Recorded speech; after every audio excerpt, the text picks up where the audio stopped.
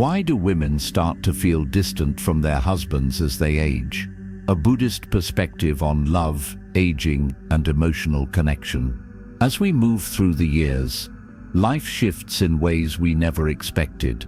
What once felt warm and safe can sometimes grow distant and unfamiliar. The love that once ignited our hearts may begin to feel more like an ember, flickering rather than burning. For many women, as they step into the later years of life, something subtle but profound begins to happen in their marriage. A slow, quiet detachment emerges, one not born from anger or bitterness, but from exhaustion, reflection, and sometimes painful clarity. The Buddha taught that attachment is the root of suffering, yet love, when nourished correctly, is one of the highest forms of spiritual practice. So why do so many women, after decades of marriage, begin to feel a growing distance from their husbands? The reasons are not always what we assume. Today we will explore these questions through the lens of Buddhist wisdom, daily life reality, and the path to understanding before it's too late. 1. The emotional burden becomes too heavy. In many marriages, women unconsciously take on the role of the emotional caretaker. They remember birthdays, manage social connections, coordinate family responsibilities, and bear the weight of making sure everyone around them feels supported. For years, sometimes decades, this happens without question. It is simply the way things are. But over time, something shifts. A woman begins to realize that she has spent a lifetime tending to others while her own emotional needs have been left unacknowledged. And here is the painful truth. Most men don't even realize this is happening. The Buddha taught that balance is key to peace. When one person in a relationship carries the full emotional weight while the other simply exists within it, suffering arises. Over time, this silent exhaustion can turn into quiet resentment, creating an invisible but powerful wall between partners. She wakes up one morning and feels an emptiness she can't quite name. The constant checklists, the unspoken responsibilities, the subtle but exhausting expectation that she must always be the one to keep the family emotionally intact, it has all drained her. There was a time she did it out of love, out of instinct, but now she wonders if love should feel like this, if love should be this one-sided. She watches her husband move through his day, seemingly oblivious to the emotional labor she carries. It's not that he doesn't care, at least not intentionally, he simply doesn't see it. And that's the part that stings the most. Not the work itself, but the invisibility of it all. She starts to wonder, if I stop doing all of this, would he even notice? Would he even care? The resentment doesn't arrive in a single dramatic moment. It sneaks in through the small, everyday instances, the unacknowledged efforts, the assumption that she will always be the one to remember, to plan, to carry. The weight grows heavier, and one day she stops fighting it. She simply grows distant. What can be done? Awareness is the first step. A man must ask himself, have I truly seen my wife, not just as a partner but as a person? Have I shared the emotional burden, or have I allowed her to carry it alone? A woman must ask herself, have I spoken my truth, or have I swallowed my feelings for the sake of keeping peace? There must be a shift from expectation to appreciation. A husband must not assume his wife will carry these burdens simply because she always has. He must learn to ask, what can I take off your plate? What do you need from me? He must recognize that love is not just about presence. It's about participation. It's about seeing her, truly seeing her, in all the ways she has spent a lifetime seeing him. Balance must be restored for love to thrive. A woman who feels valued, who feels heard, will continue to give, not out of duty, but out of genuine affection. But a woman who feels unseen will eventually retreat into herself, and once she does, it is a long road back. The Buddha's teachings remind us that love must be nourished, not assumed. That awareness, mindfulness and gratitude are the cornerstones of connection, and that without them even the strongest bonds can begin to fray. 2. A lack of meaningful communication. In the beginning, conversations feel effortless. Words flow naturally, filled with curiosity and genuine interest. Tell me about your dreams. What excites you? What do you think about the world? These questions spark connection, create depth, and lay the foundation for emotional intimacy. But as time passes, many couples stop asking these questions. Conversations become transactional. Did you pay the bill? What's for dinner? Did you walk the dog? Dialogue turns into a series of routine exchanges rather than meaningful moments of connection. A woman craves emotional intimacy just as much as she craves companionship. She longs to be seen, to be heard, to be understood. But when communication dwindles to nothing more than discussions about groceries, bills, and logistics, she may begin to feel invisible. She might sit across the dinner table, speaking about something that deeply matters to her, only to be met with a distracted nod or a half-hearted. The silence that follows is deafening. She is there, but she is alone. The Buddhist practice of right speech teaches us that words are powerful. They have the ability to heal or to harm, to build bridges or to create distance. A marriage without deep, meaningful conversations is like a tree without water. Slowly, inevitably, it withers. She remembers a time when they spoke about everything, their fears, their hopes, their crazy ideas for the future. She remembers how he used to look at her like she was the most fascinating person in the world. Now when she speaks, she feels like background noise, and so she begins to withdraw. Not all at once, but gradually. She stops sharing her inner world, stops trying to initiate conversations that no longer lead anywhere. She speaks less, not because she has nothing to say, but because she has learned that no one is truly listening. And in that silence, something essential fades. How can this change? Create space for true presence. Put down the phone, turn off the television, look into each other's eyes.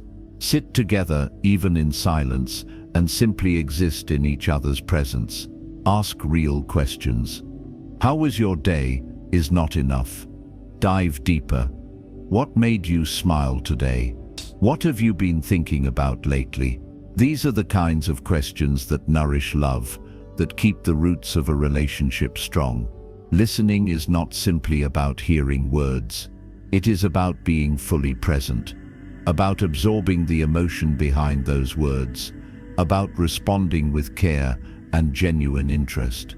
Right speech also reminds us that silence can be just as powerful as words. Sometimes a gentle touch on the hand, a knowing glance, or a warm embrace speaks louder than any sentence ever could.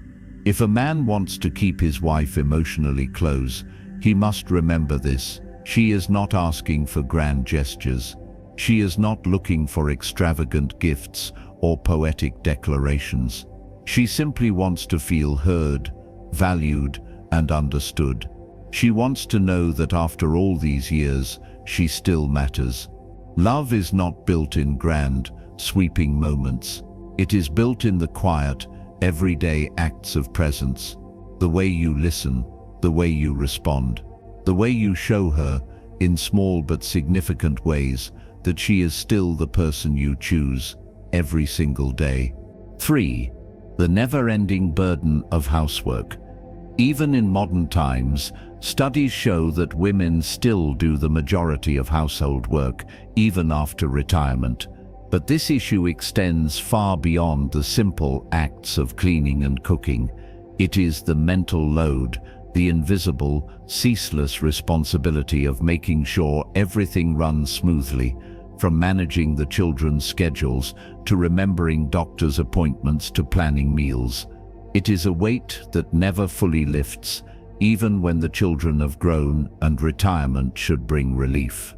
The Buddha taught about dukkha, the suffering caused by imbalance.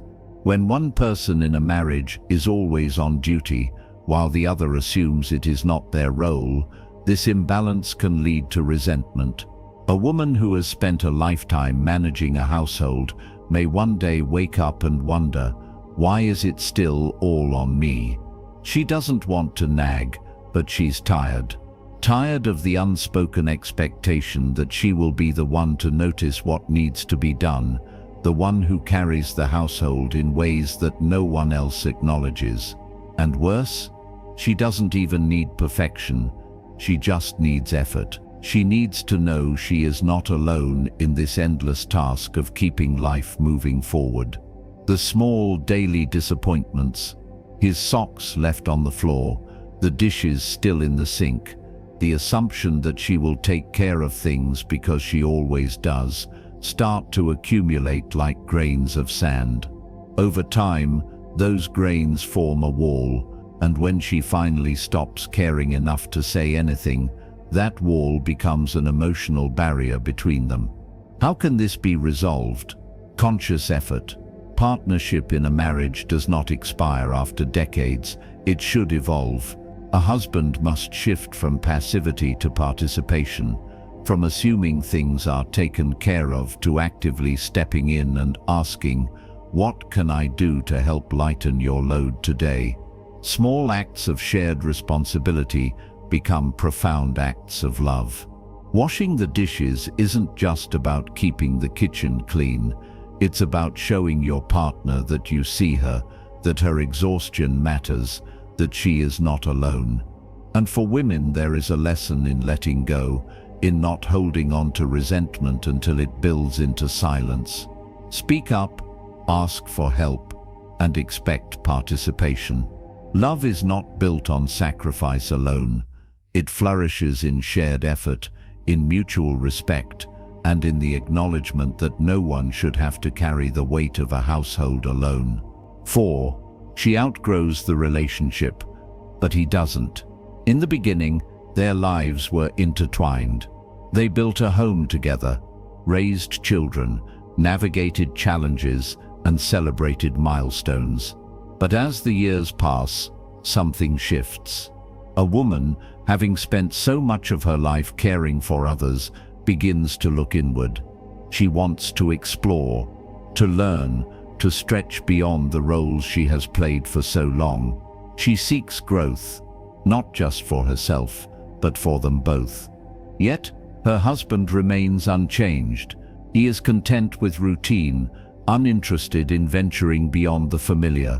He sees no reason to change, no urgency to explore new ideas or experiences. The same conversations, the same daily patterns, the same lack of curiosity about the world, it all begins to feel suffocating. In Buddhism, life is anicca, impermanence. Everything changes, whether we acknowledge it or not. A relationship that does not evolve is like a river that stops flowing. It becomes stagnant, lifeless, devoid of movement. She tries at first. She encourages new activities, invites him to travel, shares books and ideas. But if he resists, if he dismisses her yearning as trivial or unnecessary, she will inevitably turn inward. She stops asking. She does not leave physically, but emotionally. She begins to drift away. The question becomes, are we growing together, or are we simply existing side by side? It is a slow unraveling, not a dramatic exit, not an explosive argument, just a quiet withdrawal, a silent acknowledgement that the love that once felt boundless has now become something smaller, something less alive. She still loves him, perhaps. But love without growth, without shared curiosity, without the willingness to evolve, begins to feel like obligation rather than connection. What can be done? A marriage must be a journey, not a destination. Growth is not something that happens in isolation. It must be nurtured together. A husband must ask himself, am I growing with her, or am I holding her back? A wife must ask, Have I voiced my needs clearly, or have I quietly resigned myself to loneliness? Compromise, curiosity, and shared adventure. These are the foundations of lasting love. A relationship that embraces change, that allows both partners to explore new parts of themselves, will continue to thrive. But one that resists growth, that clings stubbornly to routine, will eventually crumble under the weight of its own stagnation. If a woman feels she is outgrowing her marriage, she will eventually detach, not in anger, but in quiet self-preservation. And when that happens, rekindling what was lost becomes far more difficult. The Buddha reminds us, change is inevitable. Growth is a choice. 5. The loss of emotional and physical intimacy. Love is not just about presence, it is about feeling seen. When a woman no longer feels desired, no longer feels that spark, she may begin to emotionally withdraw. The Buddha spoke of the importance of metta, loving kindness, not just in words, but in action. Intimacy is more than physical closeness. It is about connection. A loving glance, a small touch, a heartfelt conversation. These are the things that build and sustain love. When these disappear, a woman does not immediately walk away, but she begins to fade emotionally. She might still cook dinner, still sit beside her husband on the couch, still sleep in the same bed, but inside, she is elsewhere. Husbands, ask yourselves, when was the last time you truly saw your wife? Not just as a mother, a homemaker, or a companion, but as a woman. Have you held her hand, touched her face, or reminded her that she is still beautiful? When was the last time you looked at her the way you did when you first fell in love? When intimacy fades, love does not disappear in one dramatic moment. It fades in the small, unnoticed ones, the unspoken words, the absent gestures, the nights spent side by side, but miles apart, emotionally. What can be done? Reignite connection with intention. Touch her without expectation. Speak to her with warmth, not routine. Surprise her, not with grand gestures, but with small moments of affection that remind her she is cherished. Love is not a force that stays alive on its own. It is nurtured, cultivated, and tended to, just like a garden. And like a neglected garden, if love is not cared for, it wilts. The Buddha teaches us that metta is the foundation of true intimacy. Love is a verb, not a noun. It requires action, presence, and the willingness to see your partner anew each day. If you want to keep the love alive, nurture it. See each other, truly see each other, and never stop choosing love, even when the years have changed you both. 6. The realization that life is short. As people age, they begin to understand that time is precious. They lose friends. They attend more funerals. They reflect deeply on what truly matters. Many women reach a stage where they no longer want to fight for attention or beg for connection. They simply focus on their own peace. They stop arguing. They stop trying to fix what feels irreparable. They learn to accept what is rather than forcing what is not. This shift is not always an active choice. It is in many cases an act of self-preservation. And if their husband does not meet them halfway, they detach, emotionally and sometimes even physically. But does it have to be this way? No. The Buddha taught that love is not a passive force. It is a practice, a daily effort. Just as a garden must be tended, a marriage must be nurtured. If both partners are willing to step forward rather than pulling away, love can be revived. How can this change? Choose presence over assumption.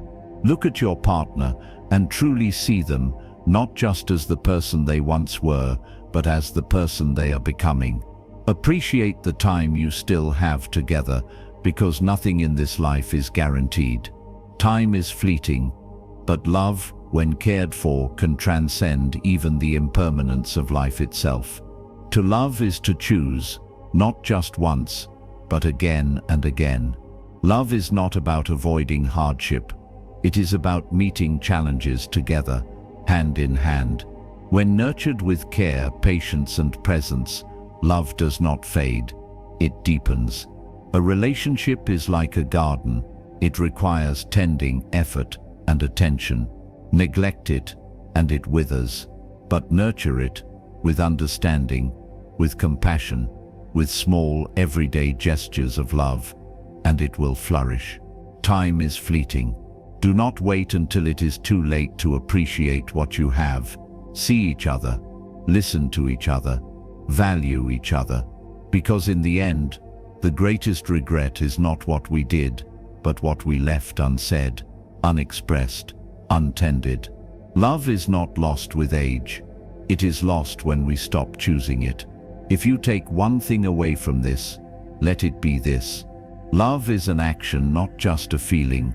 Cherish it, nurture it, and choose it every single day. Thank you for watching. Take care of your relationships. They are life's greatest treasures.